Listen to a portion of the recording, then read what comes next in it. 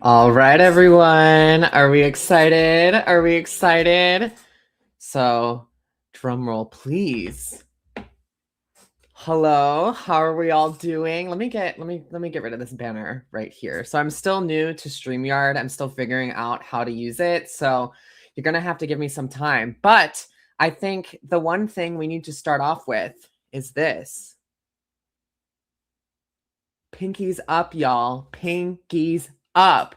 So KATSEYE released a new song very recently called Pinky Up, and they also performed at Coachella weekend one yesterday. And I just had so many thoughts about all of it that I was like, you know what? I need to do this as a live stream. I was like, the fans, the people, they're so tired of me playing a Pokemon cards that they probably want me to try something different. So I have an outline of all of the things that I want to talk about. I have a couple of pictures that I'm going to use as a reference during today's stream. I have my iPad right here with all of my notes. So if you see me looking down, that is what I am doing. I'm just making sure that I get to everything that I want to talk about.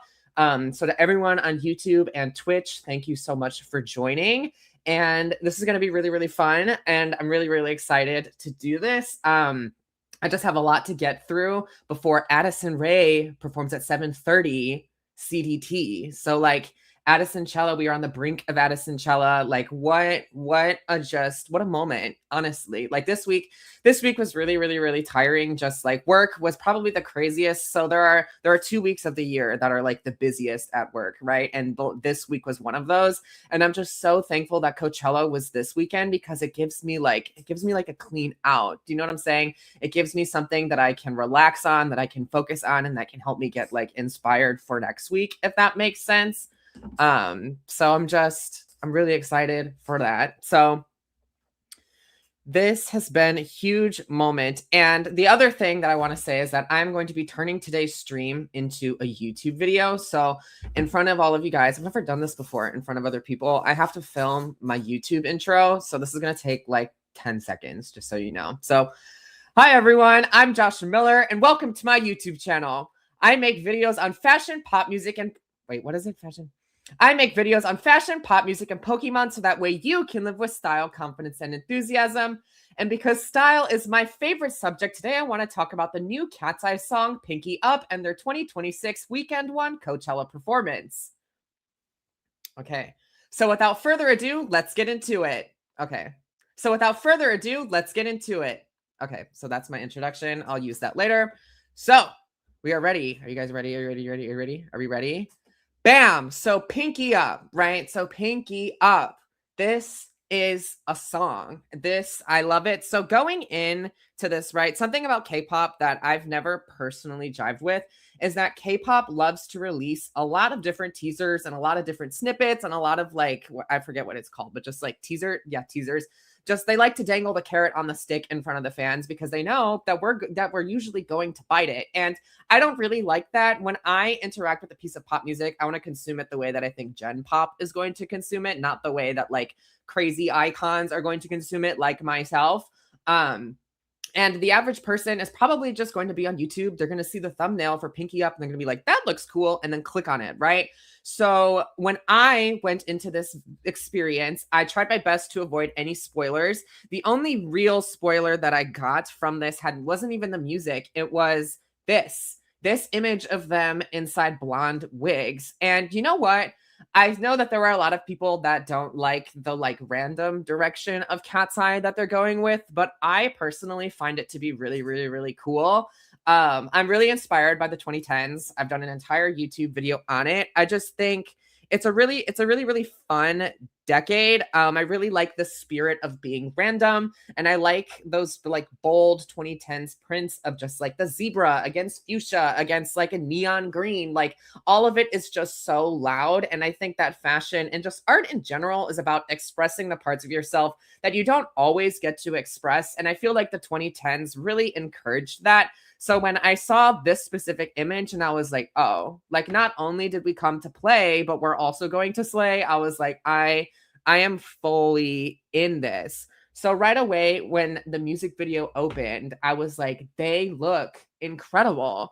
I love these outfits. I love the styling. It's like it's very like 2000s, 2010s. I like all of the different prints. I really, really like all the different like forms of asymmetry here.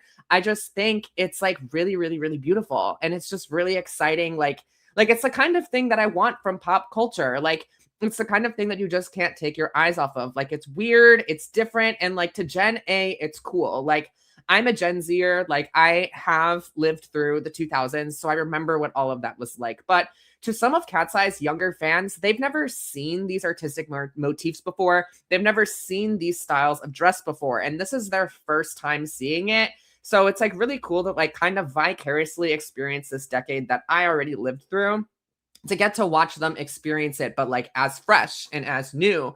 And again, I was just like, I was really gobsmacked.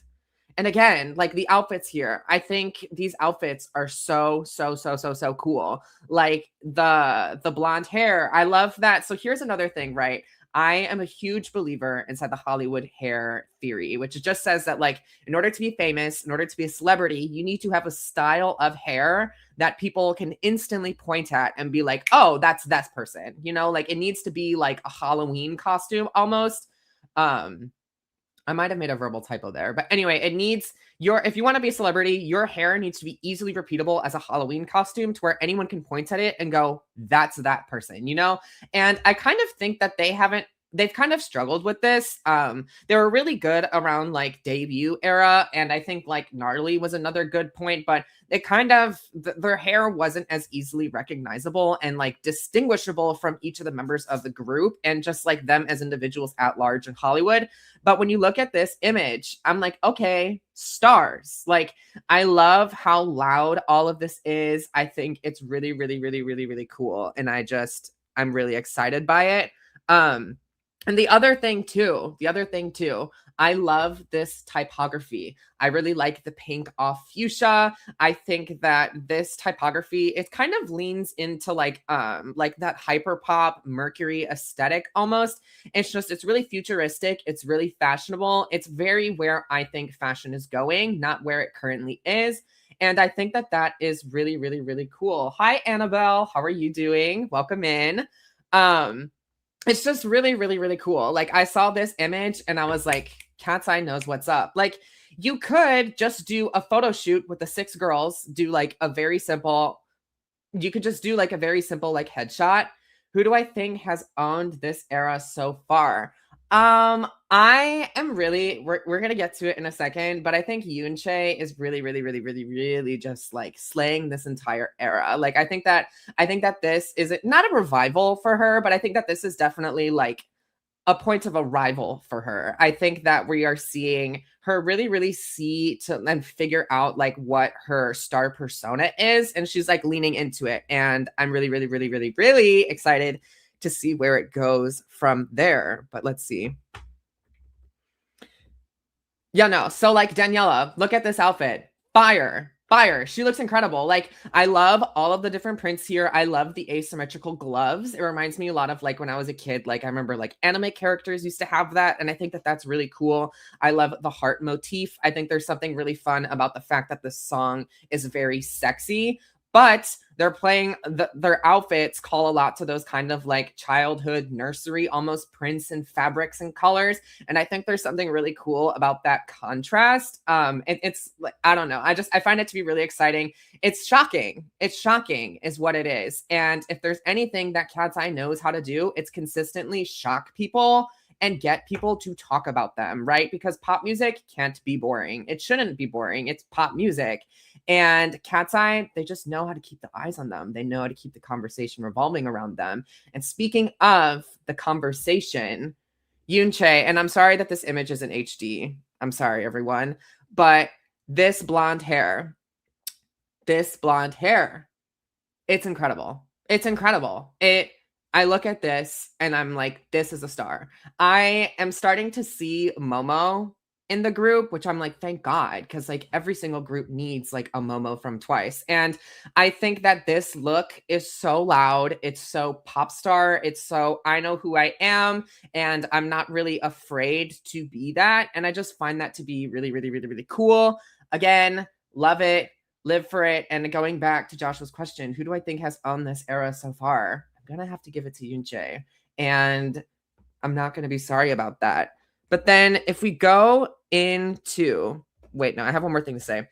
The other thing that I really, really, really loved about this song and I loved about this music video is that I feel like it really gives each member their spot to shine. Like each member gets to have, each of the 5 members here, they get to have their own visual, vocal, and choreographic moment. Like I came away from this thinking like, oh, every single person in this group could very easily be someone's favorite, and it would make sense. It'd be like, oh, well, duh, like they're amazing. Like, why wouldn't they be?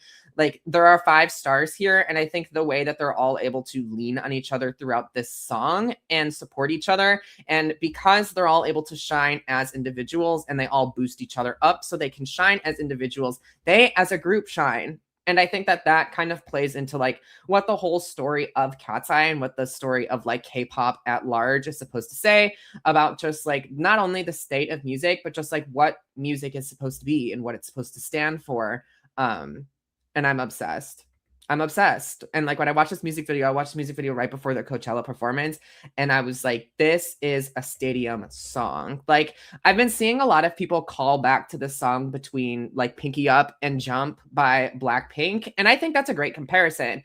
They both kind of have that like Danny Harrell like basketball 4 on the floor drum beat, and it just like pulls you in. And the other thing that I really love about the instrumental is that it uses syncopation a lot.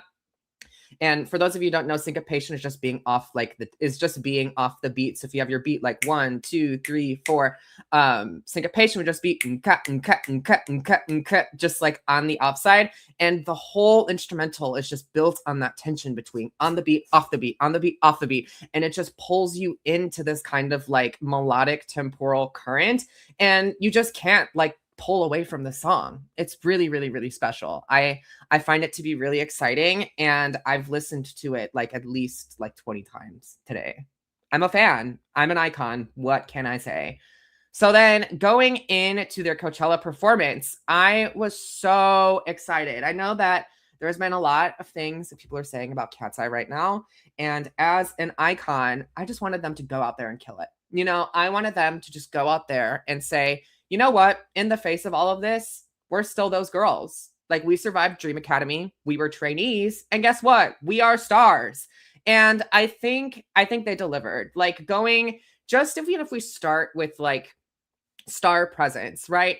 When that camera turned on and the spotlight hit them and we saw all of their outfits, I gasped. I truly did gasp. I was like, holy crap, do they look incredible? I love these outfits. I love the color story. I love the asymmetry. Y'all know that I'm really, really, really, really, really love asymmetry. Shout out Alexander McQueen.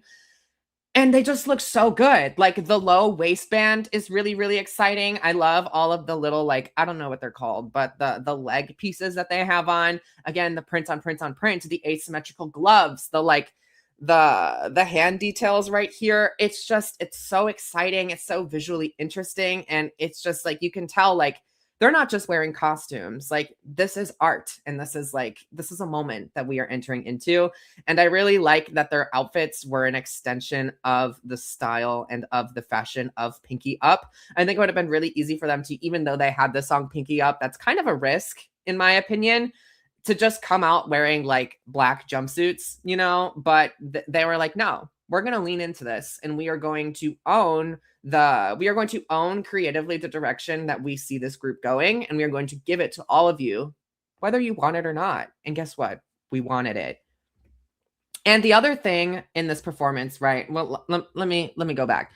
The opening, Pinky Up, incredible. I usually don't like backup dancers. I usually find that like when I consume K-pop live, especially at festivals, I want it to just be the group usually, because I think like the whole shtick is supposed to be like when all of the group come together and they all support each other and let each other shine, that like they don't need anything else, they just need each other. And like having backup dancers can sometimes kind of break that illusion. But here I think that they did a really good job. I think they knew in terms of like the stage design and blocking where to put them, so that way they didn't overshadow the group.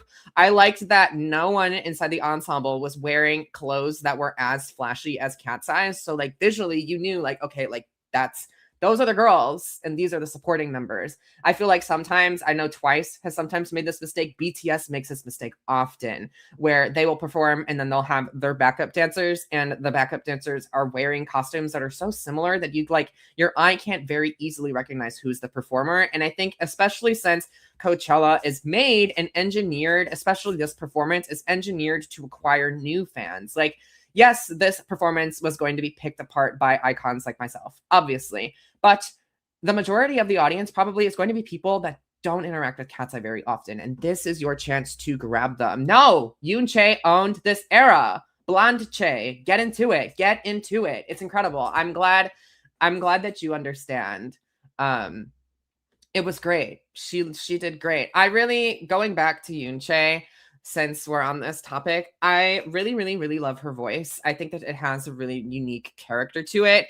Again, it kind of reminds me of Momo's. It's a little bit flat intonation wise. It has a very wide sound, but I think that that's nice. I feel like it complements the group a lot because you have like a vocal powerhouse like Sophia. You have like your more raspy voice like Mino. You have like Daniela, who has like a very like clear voice, a very like delicate, fragile voice. But like Yoon Che, and her voice, like it's always been great, but I've always been kind of wondering, like, where's the character? You know, like I get that you can sing very, very well from a technical and classical level. Like I know that you can sing fundamentally very, very well, but I've always wanted to see her stamp on the way that she wants to sing and the way that she wants to perform and present herself, not only as an individual, but as a member of the group. And I think that her performance in this song really, really did that. Like the way that she says Socrates every single time I hear it, I'm like, she sounds incredible. I think that like, that's the other thing too, just one more point and then we can move on, I promise. is it always bothers me when people criticize, like I've been seeing this a lot with her specifically, of like when there's auto-tune on her voice, like people are saying like, oh, like she can genuinely sing, why is she using auto-tune? And it's like, auto-tune is not a replacement of the voice, and never has been, and it's not supposed to be. When auto-tune is used correctly, it's an extension of the voice. It's used to accentuate the natural qualities that are already there. And I feel like the auto-tune on her voice kind of does that. It takes her voice, which is very unique, which has a very unique tone that just cuts through the sound, and it makes it just a little bit sharper. It makes it so that way it has a little bit more of a just bite to it, to where in a song that's very like choreographically very snappy and musically very like I'm blanking on what the musical term is, but it's very sharp, right? Which means that every sound needs to enter in quickly and it needs to exit quickly. So like having auto tune, it helps get the pitch in the place where you want it to be. And it just, it really complements the instrumental. And again, auto tune is not a replacement for the voice. It's an extension of it.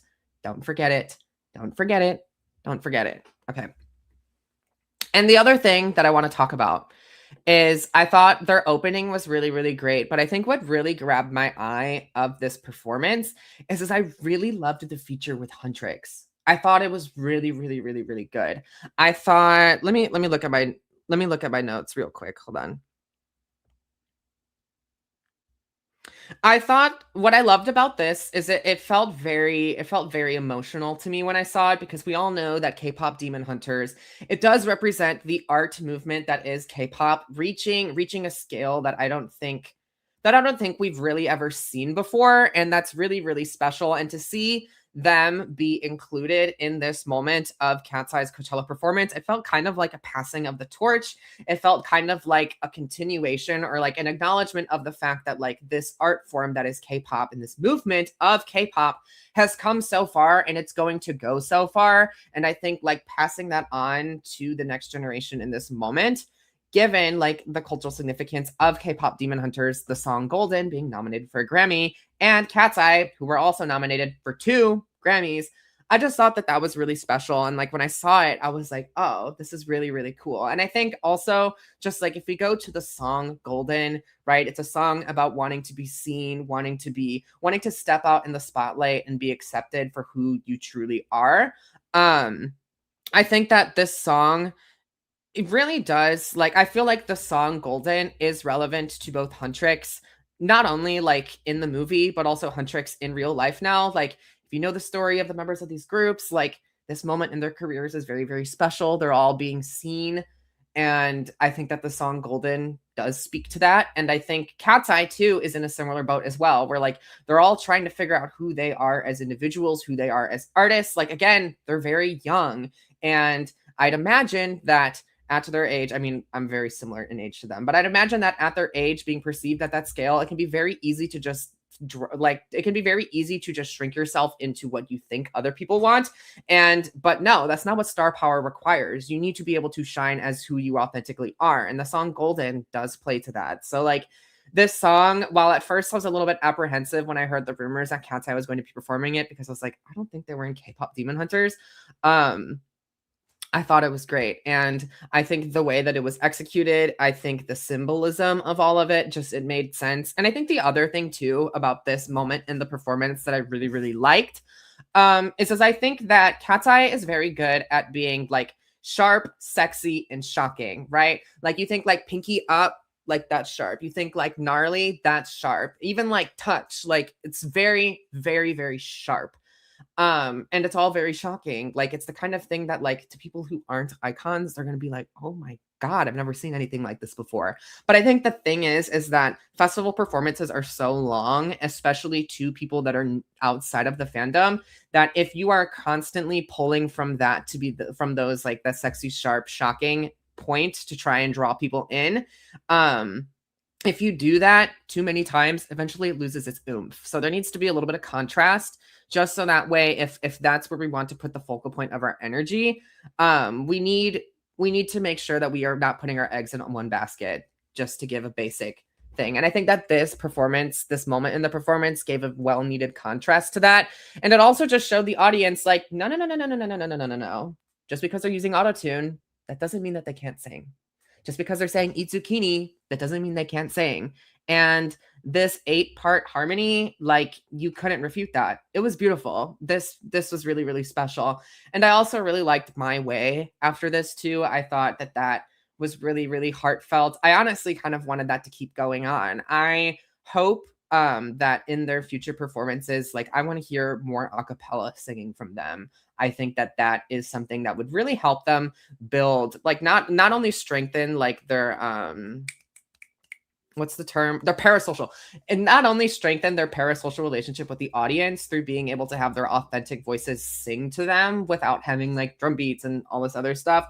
But I think it would also just show audiences like, hey, like, we are artists. Like, yeah, we're performers, but we're also musicians. And I think the vocal execution of this performance really showed it. I mean, the fact that the 5 girls of Cat's Eye that were at this performance were able to hang with Huntrix, who are all incredible singers. Like, if you are just singing with them, like, they're not singing and dancing, like, you're exposed. You are exposed. And the fact that they didn't stick out, that they fit and they rose to the occasion perfectly, that speaks to the vocal caliber that all of these girls have. And I was proud. I was proud of them. And I thought that it was really, really cool. But hold on, let me read. But in terms of my final remarks of their Coachella performance, I just think it was really, really, really well done. Like, I am excited for them as a group. Like, we all know what people are saying about them. We all know the pressure that goes into being an idol. And I feel like they really rose to the occasion. And I'm really excited for the direction that they're heading in. Um, I just hope, I just want the best for them. And I think that this performance went just as well as I hoped it would. It was really fun. It was really fun. What do you guys think? Did you guys see it? Did you guys like it? YouTube, Twitch, how do we feel? How do we feel about it? Let me look at my notes. And the other thing that I think, never mind. me just look at my notes. Let me see. I think I got to everything that I need to get to. But God, just love them. Love this performance. Like I'm telling you, man, when I saw these outfits for the first time, shocked. The gasp that escaped my mouth. I was like, okay, low cut 2000s.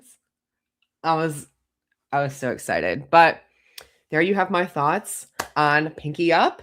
Pinky Up. Like there you have. It's a banger. It's a banger. It's a great song. I am really excited by it. And I hope that this performance, I've been seeing a lot of it on TikTok and on Instagram and seeing just a lot of people talk about it, a lot of people reposting it. And I'm like, oh my God, it's happening. It's happening. It's happening. I'm like, we need this song to be everywhere. We need the song on the For You page. We need this song. Like this song was built for the rave and it was built for the club. And as it should. Dance music is great. It matters. It's very important culturally. And I think that KATSEYE has a voice in it. And I think that this song is going to insert itself very well into the summer 2026 dance canon. And I'm optimistic about it. So there you have my thoughts on Pinky Up. So I'm gonna record my outro real quick for the YouTube video. Let's see. It's so weird doing this in front of an audience. It's so weird knowing that people are watching me record a video. So if you want to see this video though, I'm going to be posting it tomorrow. I'm going to be posting it tomorrow on my YouTube channel, Joshua Miller Style. So if you liked this live stream, make sure to tune in. But yeah, so what's the outro going to be? What's going to be outro going to be? Okay. So there you have my thoughts on KATSEYE's new single, Pinky Up, and their 2026 weekend #1 Coachella performance. If you like this video, make sure to give it a thumbs up and hit the subscribe button down below. And make sure to let me know what you thought about this song and this performance. I'm really, really excited just to hear what the icons at large thought about it. Like, this is just a really, really exciting moment for the fandom. And I'm just really excited for all of it and to hear what you guys think. But until then, make sure to have a wonderful day. And thank you so much for watching. But until then, make sure to have a wonderful day, and thank you so much for watching.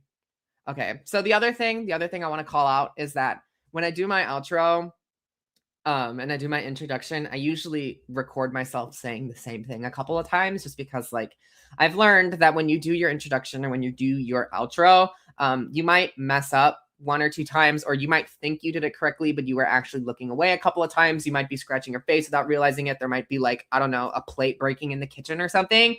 And I think that, just like recording it, and I just think that like recording it a couple of times is just a good surefire way to make sure that you get it right at least once, because let me tell you, there is nothing worse than when you're editing a video and you realize, oh my God, I botched the introduction or I botched the outro and I can't use it. I cannot use it. So hopefully I did that right.